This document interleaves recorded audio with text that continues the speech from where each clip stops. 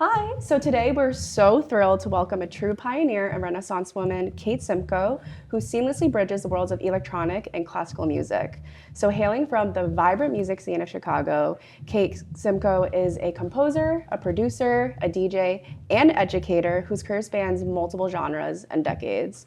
So from performing at iconic venues across the globe to founding the critically acclaimed London Electronic Orchestra and creating her own film scores for independent films, Kate has redefined what it really means to blend the classical sophistication with the pulse of electronic beats. So join us as we dive into Kate's extraordinary process and extraordinary journey as well. Oh, thank you so much. Yes. It's really sweet, thank you. So I want to start. How are you? How are you feeling? I'm really good, like slightly jet lagged. So yeah, but besides that, really happy to be in New York. We're so happy to have you. Oh, thank you. Yeah, really happy to be back. And yeah, the city's music scene just seems like it's really flourishing right now. Oh yeah, it's super DIY. Yeah, no, it's true. And I was at dinner with a friend who's a DJ here, and she was saying as well that there's just so many new crews and old crews, and she thinks that New York's the best city right now in the world for music, for dance music. So I can't deny that. I love it here. Yeah. Okay, amazing. So yeah, I live in London, which is also an incredible city for music.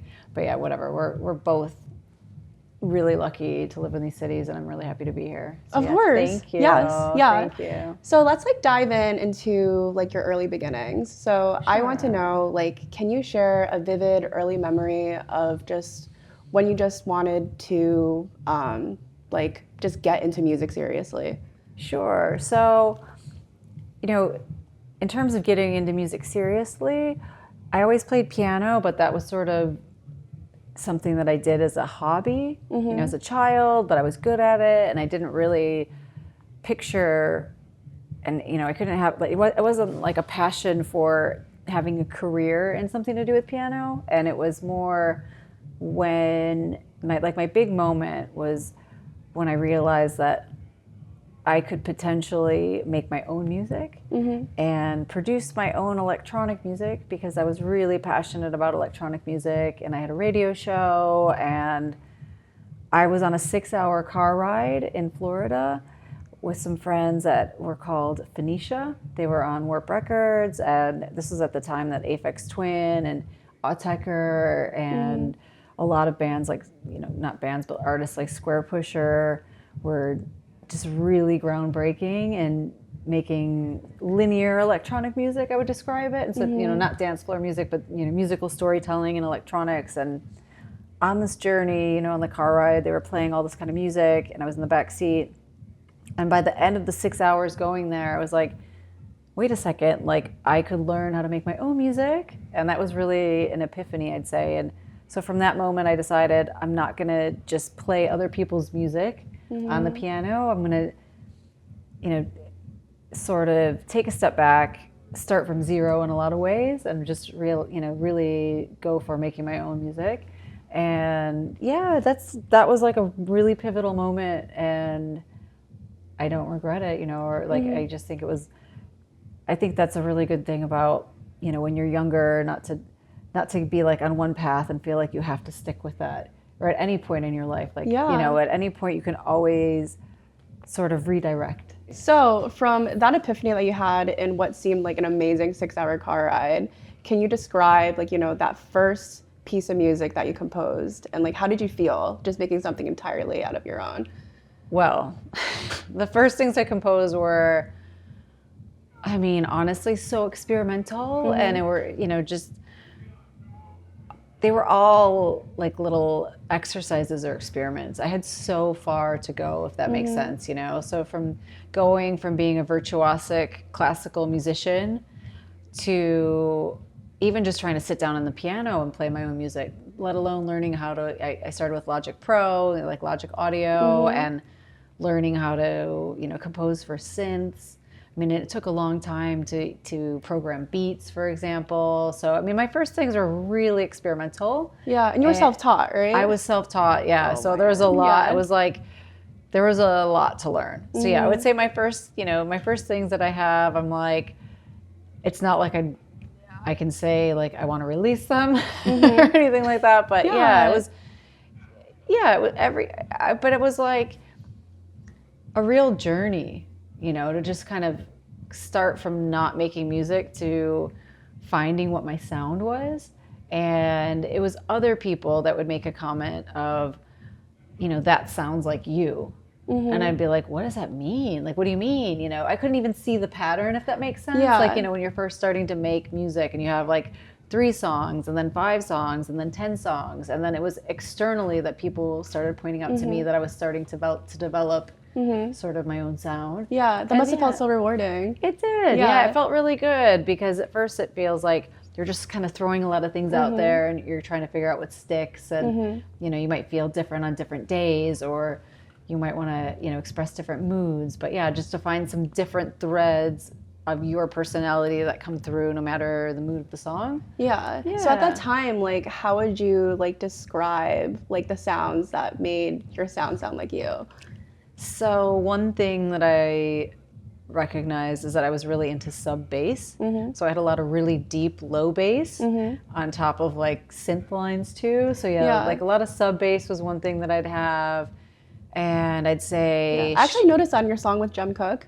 You did? Yeah, you did that. Okay. Yeah. Okay, cool. Yeah, I love bass lines, but also, like I said, like the low bass, Chicago style sort of jacket and hi-hats, and just the kind of like the Chicago style just, I think, naturally came through in my drum beats. Yeah. And musically, just like chords, like warm organic sounds, and instead of digital, I was never into like really lasery sort of electronic sounds, like more like warm pads or Rhodes and that kind of sound. So yeah, but it takes time, I think, to find your own sound. And yeah, it was rewarding, like you said, to just kind of realize that you're finding like a realm that is kind of your comfort zone. And Yeah.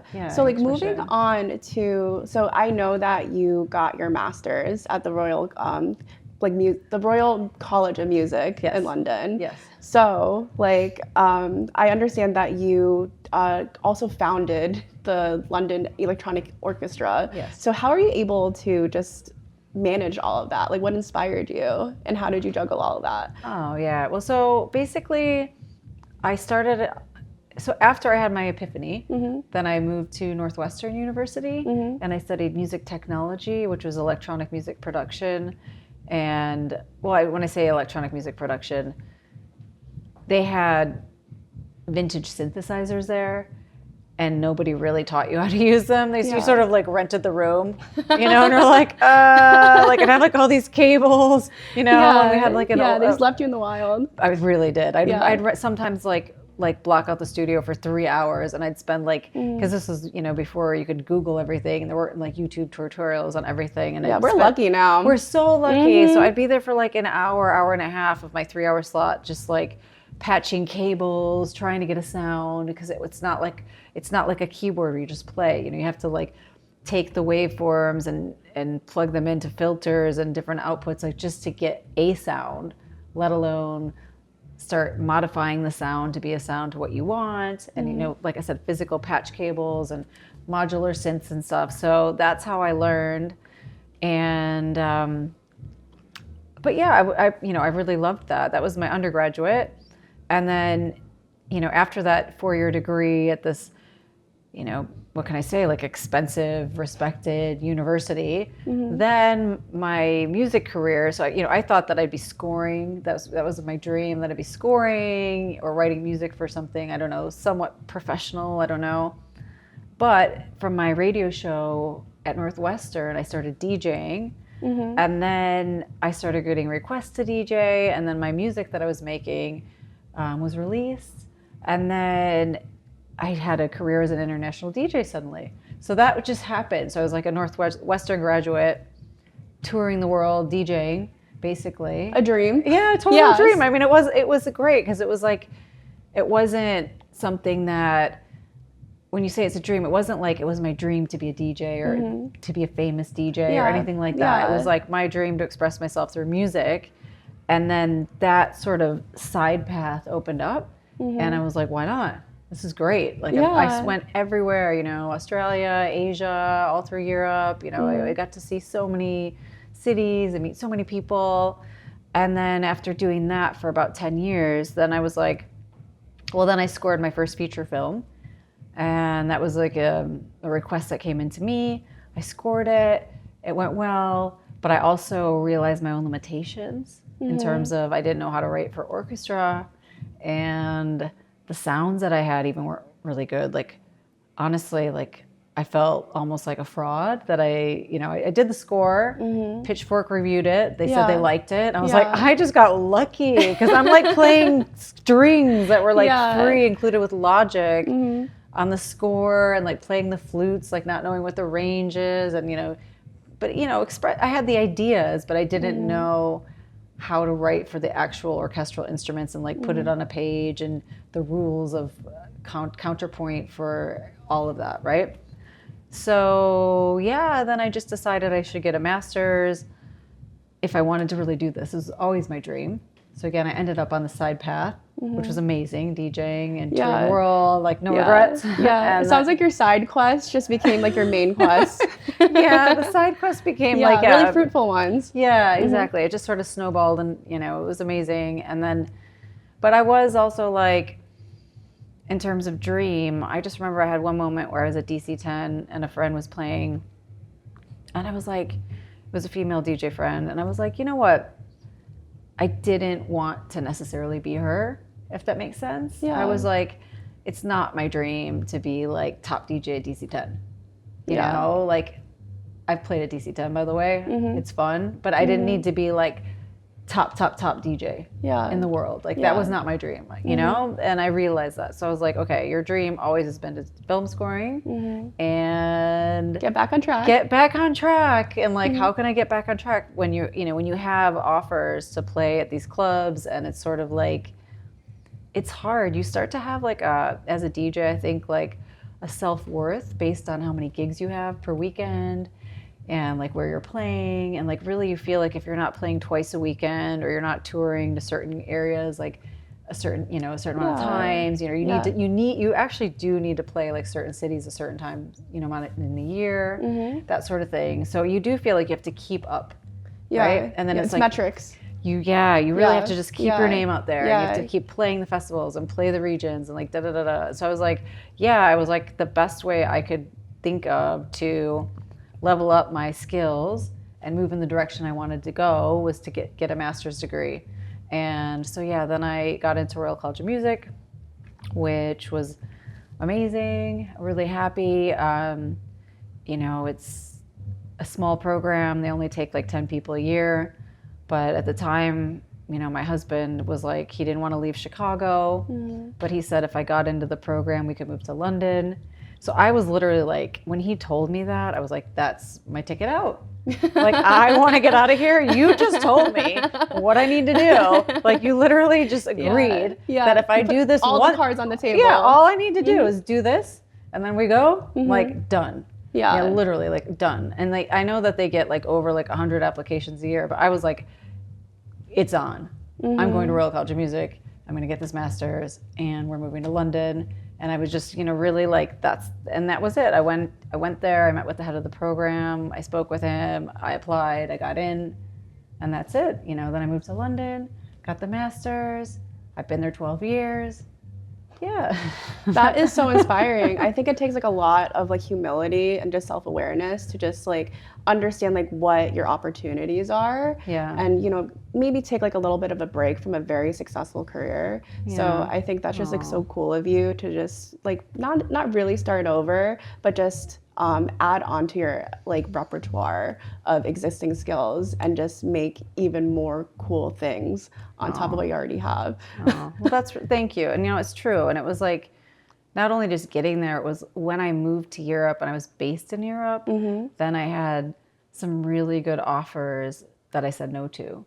And I don't regret it. But, Arma 17 in Moscow, which is an amazing club. Yeah. A couple times at Panorama Bar that I did play a couple more times there, but a couple times I said no because I was like, I'm here to get my master's in writing for orchestra. And it takes so much headspace, and I had so much to learn. You know, Must have been overwhelming a little bit, you know, especially being in a new city and learning something new on top of it. Yeah, exactly. And yeah, I was the only student of the 10 that didn't already write for orchestra.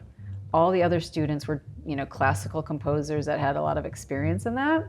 So when I went in, you know, they sort of said you're much farther ahead in sort of production and real world experience, and you have your own musical voice, you know, but you do have a lot to put in, you know, starting from zero. Yeah. You know, it's a huge thing to learn how to do. So I sort of, you know, I don't want to say I made an agreement, but basically I sort of, you know, I did say, like, when I come on in, like, you know, this is what I'm going to do. So yeah, and I don't regret that. And I do think it is like a self-awareness thing where you're like, wow, it would be amazing to go to Moscow, be paid to go to Moscow, and play at like the best club in Moscow. Of course, but you're locked in. Yeah, you had a goal. Yeah, exactly. But I'm like, if I do that, like, I know that, like, I'm a perfectionist. I'm going to pull records. I'm going to be going to the shops in London, you know, doing a lot of prep time, flying there. You know, it's a big party. You know, recovering, flying back, and it's not like a one night gig, is it? It turns into, like, you know, one gig turns into like a few days minimum. Yeah, there's a lot of serendipity with the industry. yeah, exactly. Yeah. Things, you know, it's like you know, I think that whatever you're doing in music or any art, it's like you put your whole heart into it. Of course. So it's like, while I do different things, I think it's having like you said, an awareness of, when you're an artist, what your direction is at that moment, or what, you know, what projects you have on your table, and like what you can handle, and not to have too much at the same time that you become like just getting by with everything, you know? Yeah. So that is important. So yeah, I think, you know, I think a lot of DJs would probably say the same thing, that DJing, if you want to do it really well, it really has to be something that you're living and breathing, you know? And it's, for me at that time, I was like, if I'm a full-time student and I'm undertaking something that, you know, is a huge, amazing thing, and like the best thing I think I've done in like the last 10, 15 years, you know, as like an adult, you know, I'm so happy that I did that. But yeah, like, it feels better to do it right, rather than sort of like gloss over it and be busy. Yeah. Well, how did you like manage that? Because, like, you know, I took on my master's while I also did a 9-to-5 job. Okay. So, like, you know, learning like so many new things from your master's, and then also founding a very successful orchestra. How did you do that? Like, how did that come about? So it came about at the college. So basically, as I was studying at the Royal College of Music, and I had my own sound, you know, already, you know, writing electronic music, and I knew the kind of synths, and like I said, developed that over the past 10 years. Then as I was learning to write for orchestra, and I had different players that I enjoyed working with, harpists and string players, those compositions that I wrote became the first London Electronic Orchestra show, and the ensemble and the album and everything. So it was really organic. So again, it wasn't sort of like, I want to form this thing, you know, I don't want to form an orchestra, or I want to, you know, it was genuinely, you know, that I had this 2 years to dig deep and go within myself to combine these two worlds. Yeah. You know, writing for orchestra and electronic music, and put them together, and that accumulated at the end, where I had a concert at the college that I had to apply for to have the opera theater for one night, and I called that debut concert London Electronic Orchestra, and I thought that was going to be my farewell to the UK. Like, my visa was going to go, and I'm going to say goodbye and have like one last night. That was sort of my 2 years of these experiments of combining this. And then at that show, there was a manager that was from 360, which is, you know, Calvin Harris and DJ Sasha and a bunch of people are in this, you know, big management company. And huge. Pretty huge, exactly. So she was there, and it was like a few days after the concert, you know, I got an email that was like, would you like to come to our office and talk about like us managing London Electronic Orchestra? And I was like, what? Like my uni, like, farewell concert? Yeah, it was not farewell. It was like, hello. Yes, it was. Exactly. It ended up being like the debut intro, you know, and So again, I think in, in my limited experience in my life, I would say that if your intentions are pure, and again, you're really trying to put yourself into something and trying to have really quality work, as an artist, that things can happen. I find that at those moments, that's when externally people come to you and are like, hey, what are you doing? Yeah. Yeah. It didn't seem like it was like a lot of outreach. It seemed like you just locking in, being super focused, there came a natural evolution of your success. Yeah, exactly. And I think that would be the one thing. Not that anyone's asking for my advice, but that would be like my advice, I guess, to artists. I mean, you're inspiring me now. So yeah. Oh, that's so sweet. But yeah, I think it's like, just staying true to yourself and really, peeling the onion within yourself. And then in time, things happen more than, I think, when you're striving for a goal. So like I said, if you're like, I want to be a famous DJ, and that's your goal, it's like, there's so much, I guess people say that all the time, but like, it's so much about the journey rather than the outcome. Yeah. Right? And the journey has to be really fruitful, and you have to sort of produce fruitful art along the way to sort of get to that. Do you know what I mean? You can't just be like, I want to be there. Yeah. And sometimes your destination changes too. Yes. Definitely. Yes, it does. Yeah. I would like to talk about like your film composition as well. Okay. So like, I know you got your master's, but now you are a professor. Yes. So I want to know like how your role as a professor has really influenced your perspective on music composition. Like, sure. So I studied the 2 years at the Royal College of Music, and my professor was called Howard Davidson, and he scored a lot of documentaries for the BBC. When I say a lot, like hundreds. And he taught me a lot about, again, like finding my own musical voice and not just trying to have like a film music sound. I think even when I went into film scoring, I thought that, I don't know that you should sound like John Williams, that's like the top goal. Yeah. Like the really orchestral epic. Yeah. And I think even in your own mind, you can hear what I'm talking about, this sort of Hollywood sound. And around the time I was studying 2012 to 2014, things were just starting to shift a little bit. So Trent Reznor and Atticus Ross had won the Oscar for Best Film Score for The Social Network. And that score was a really raw piano sound, like maybe like more like an upright piano, and the sort of signature distorted pads, like electronic, background, and was the exact opposite, right? Of like the epic orchestral score. Yeah. But it was something very stripped down a little bit. Yeah, definitely, but very expressive. And it really made The Social Network film, which could have been super nerdy, quite cool, right? And it had like an edge to it, right? It had a little bite to it, and I think that was inspiring to me. Just the timing of things, like I said, shifting slightly. And so basically, I studied at the RCM. I've done about 5 or 6 feature films, which were amazing. Like every experience I really loved. And then in COVID, no, actually it was 2019. A professor went on maternity leave from composition for screen, the only other female professor. And she requested that they contact me to cover for her.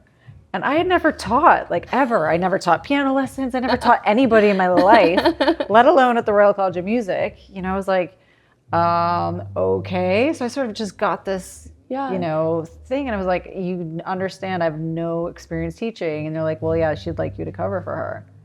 I'm like, okay, well, I'll do it, And so I did it. I enjoyed it. And then it was. Did you ever like understand like what was the specific reason why?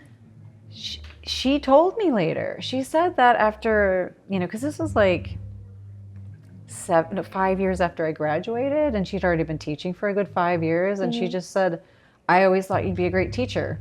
Or I just always thought you'd be great for the department. Something like that. Like she just always had kind of like earmarked me as somebody that she, maybe she, even maybe she was looking at women.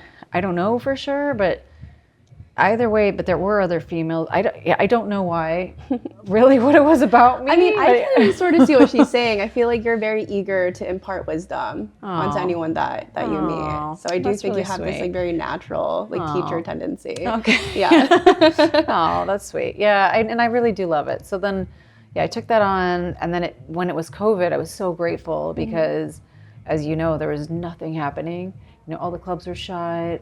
There was no films being made. There's nothing happening. And I was like very, very grateful to be able to be teaching these incredible students from around the world. And they were going through a hard time. They expected to be in London having this like time of their life. And they're like on Zoom in their home country, just like super bummed. Yeah. So they're robbed of their lives. Yeah. It was really hard. It was a hard time for them. And, it was great. And then, a great experience, I should say, for me to kind of come on board and, like you said, just be able to share my passion for music.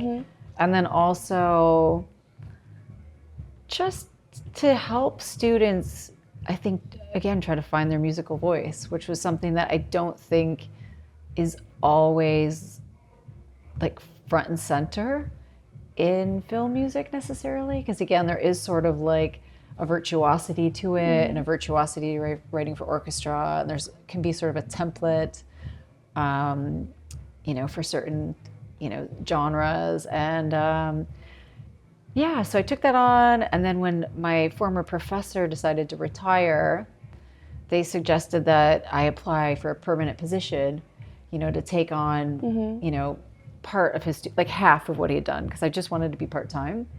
And I was really happy to do that because I wanted to have that place for more left field students. Anyone who likes electronic music, number one. Yeah. Like you. Yeah, exactly. I'm like, I'm your person. Yes. But also for anyone who just sort of, wants to find their way, that they want to be a film composer, but also want to kind of like dig within themselves and be an artist too. And so I've really enjoyed it. Okay. Yeah. So like, how does like creating a film score differ from your more, I guess, conventional producer DJ projects? Like, how does that process differ? So the big difference is you have a brief, of what the film is, who the characters are, what's happening, and even like scene by scene, there might even be temp music. So if it's a feature film, the editor will put in temporary music, spotting it, they call it, like where the music should start and finish and what they think the general moods should be. So, in some ways, after an album project, let's say, or after your own music, and you're really like putting yourself out there, and you can go into the studio and feel like, there's days where you're just like, I don't even know, nothing happens. And you just feel like, is anything happening? Or you're like making music and you don't know where it's going to be released or when it's coming out. So, there's no structure, and it's just sort of like all self-motivated. And again, like you don't even know what's going to happen with it sometimes. And so I find that if I'm feeling like that and then I do a film score, it's just so refreshing because you just have like a to-do list, and it's just very structured, and you're sort of like, okay, they call them cues, I have this cue and that cue, and then you have revisions, you send it to the director and they'll have comments, and it's just it seems like a more collaborative process. You're kind of riffing off of like different parts of the creative process. Absolutely, exactly. And you're actualizing like a bigger vision of a film, which I love too. And then you also have just deadlines, and it's just, it's a lot more structure. Yeah. But then also when that's done, it is nice to be like, because sometimes when you're working on a film score, you'll be like, oh, you create an idea or something, and you're like, I really like that, but I have to move on.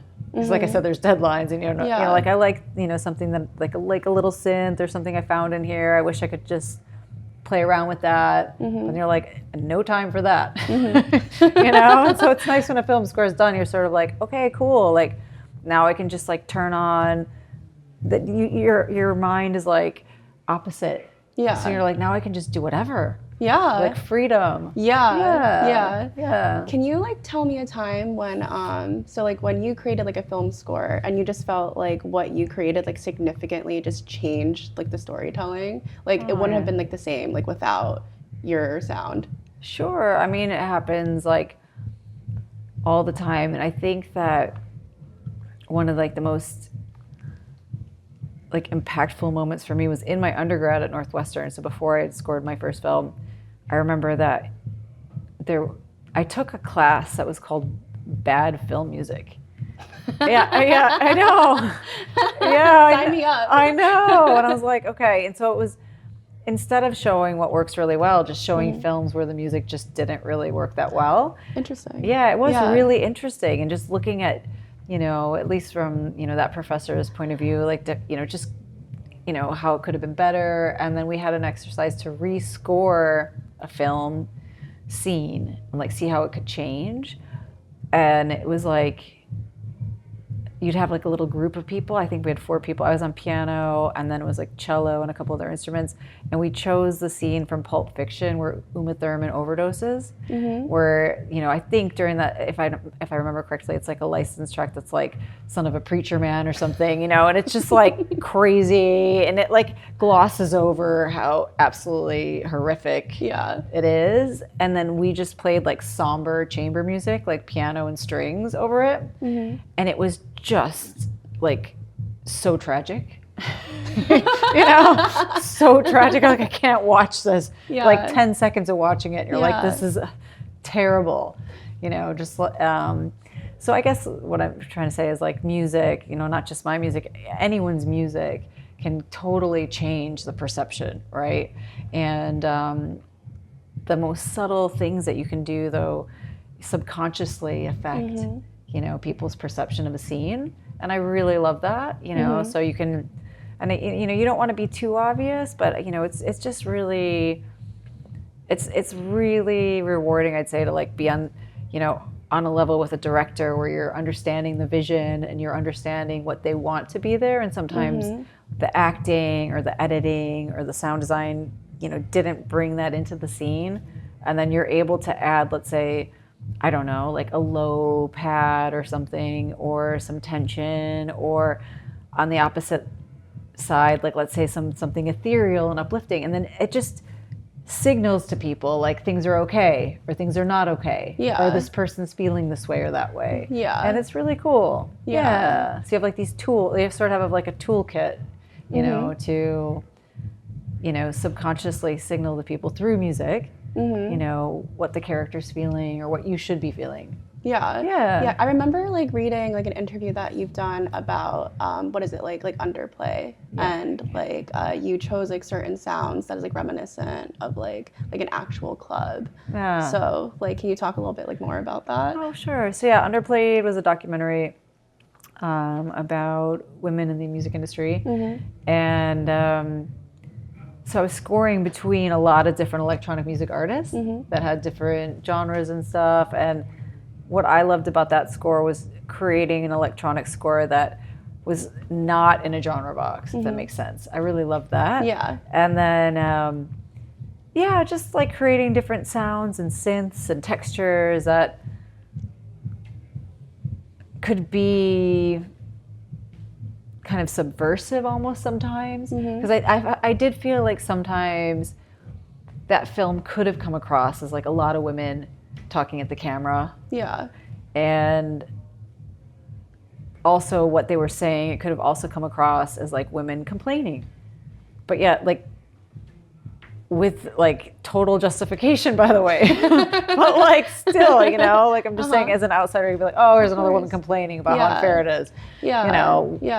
So I really enjoyed, as the film composer, to be like, how do I make this like less preachy? Less preachy, and like a cool film where you're just like, these are amazing women that are just sharing their experiences and like creating like an edge to it, and creating the momentum and like pulling you through it. And nice. I love that.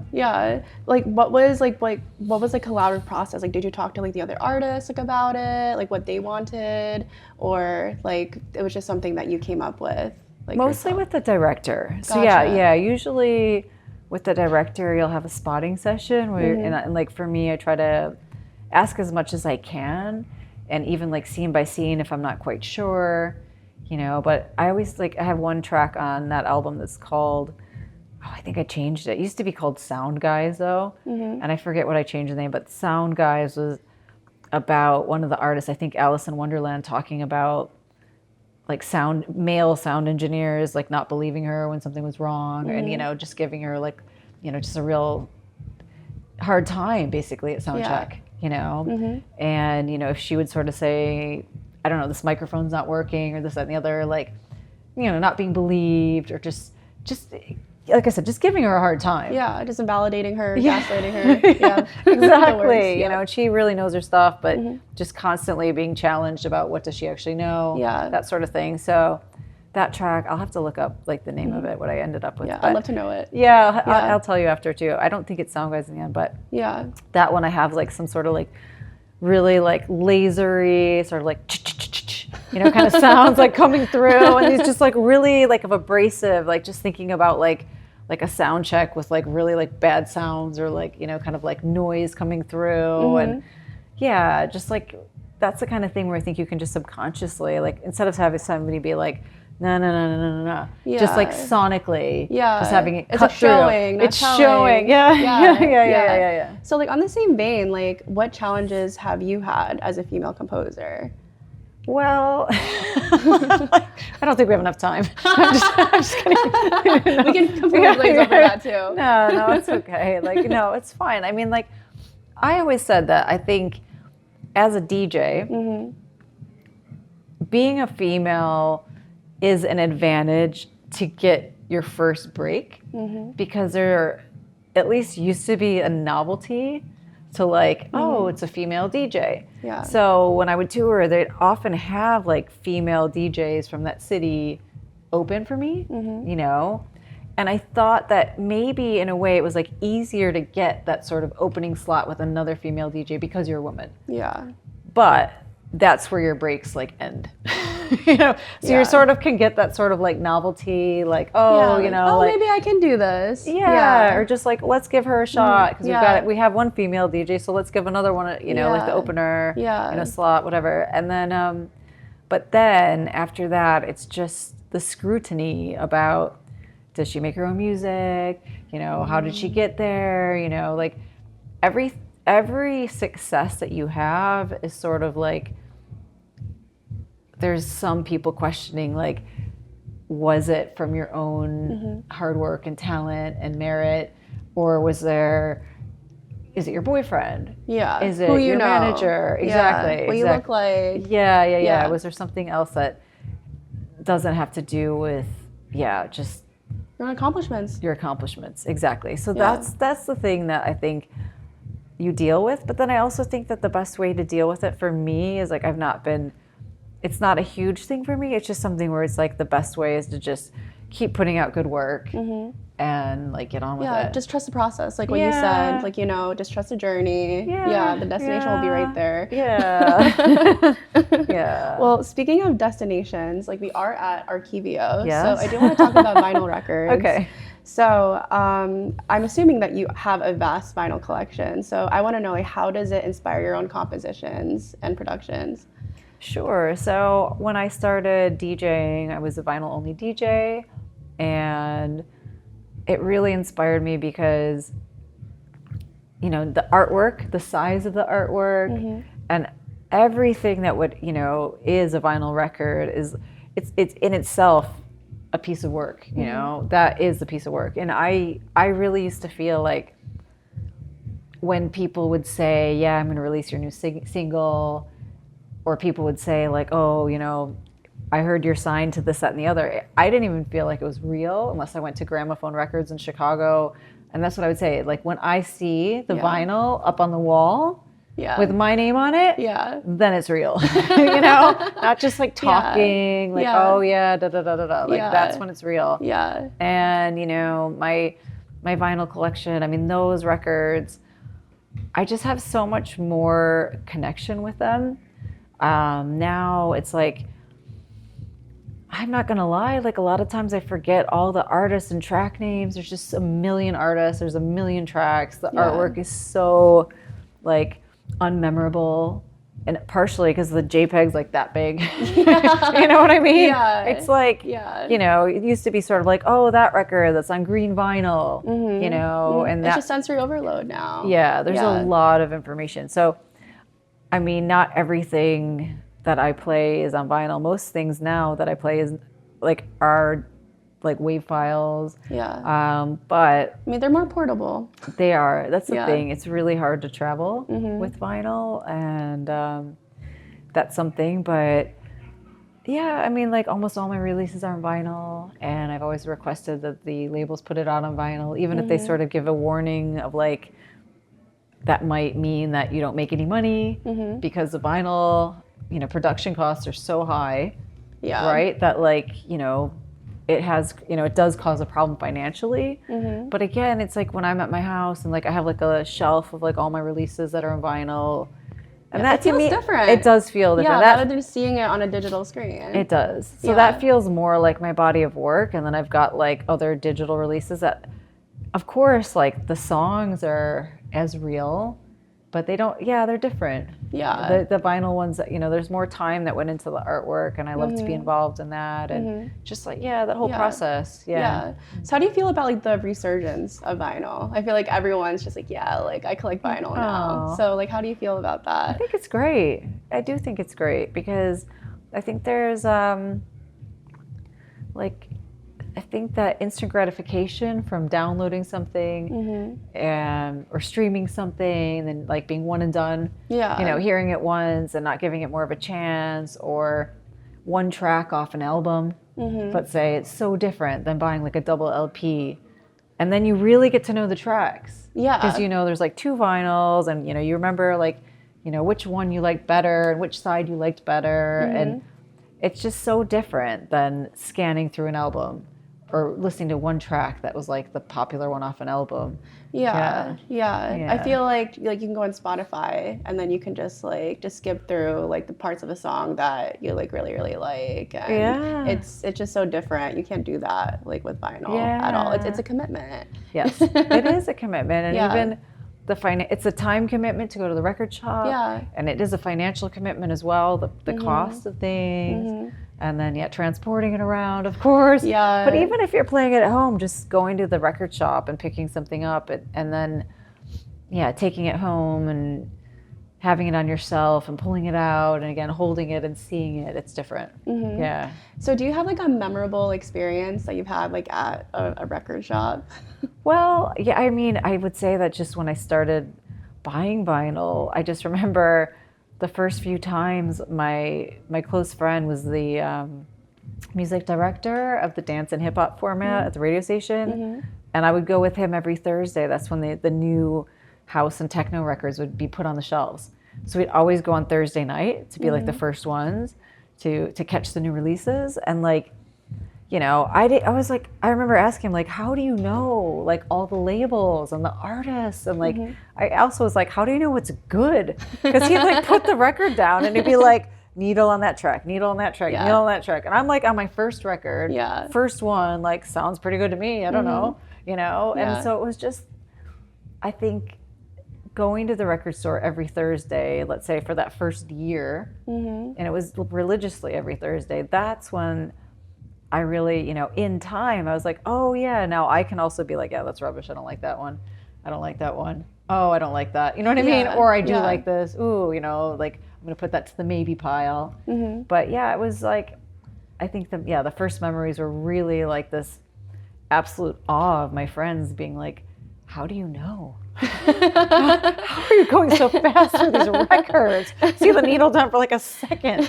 Oh my God. Yeah, it takes time. It takes time. Yeah. So I want to know, like, tell us, like, what's next in your career? You have done so much. Thank you. What's next? Well, next, to be honest with you, I really feel like I am at a point now where I want to start being financially more smart, if that makes sense. I've been such like an artiste, you know, and I'm also like, I would like to get paid more for what I do. You Yes. know? So I really am at a point now where I'd like to, in 2025, do more live shows, and I have a new agent, and you know, just really start to strategically put myself out there, and with London Electronic Orchestra, and get some syncs, let's say, so my music placement from, you know, new London Electronic Orchestra. Exciting. And and you know, I have an agent in the UK, and you know, just really hustling to do film scoring. I had a meeting here in New York this morning with National Geographic about scoring, and I just really want to, at this point, be like I said, I am an artist, but I also am at a point now where I'm like, I really want to have like a thriving career. Yeah. You know, Yeah, it sounds like you put so much energy into your education, into your exploration, and you got to put food on the table. Yes. Well put. Yeah, exactly. It's just like, and I think it is a mindset. You know, it's never been my top mindset. And I've also, we'll see how this goes. Maybe I'll change my idea about it. I had thought previously, like, when you put financial constraints on your art, that it can put pressure on things. But no, it can affect the quality of things. It can affect the quality. In a lot of cases, yeah. But I'm with you that like it's time to put the food on the table. Like, let's try to put like making money as a top goal. Yeah, you know? and I think as a female, you know, we don't really advocate for ourselves. Yes. Like that well. We just kind of, we're like, oh wait, like we're given this opportunity, we should be grateful for it. Exactly. But I think just going the extra mile and just say, wait, like I actually really do know my worth. Yes. Like this is what I should get paid. Absolutely. And that's where I'm at right now. And I kind of got to that mindset about a month ago, and even just small little things where I've just, you know, signed a new record deal, and I was like, actually, can I have a cash advance? You know? Yeah. Just stuff like this where it's like, you know, enough with being like cool. I think again, it's being a woman. Yeah. Like being cool, easy to work with, go with the flow. And it's nonchalant. Like, yeah. And like, you know what? Actually, like I will still be cool. Yeah. But also can I have a cash advance? Yeah. You know, just you like can be both. They're not mutually exclusive. Yeah, exactly. Exactly. Yeah. So that's my next. Okay. Okay, well I'm manifesting that for you, and I'm full of faith that you're going to be able to do that. Thank you, Rachel. So thank you so much thank for you. being with us. Thanks for having me. Later tonight. Cheers. Yeah. Kate is going to be playing a set, Blessing the Decks, here at Archivio. And then tomorrow she's going to be playing at Apollo. So thank you so much. Oh, thank you. Thank you guys. Appreciate it. Take care.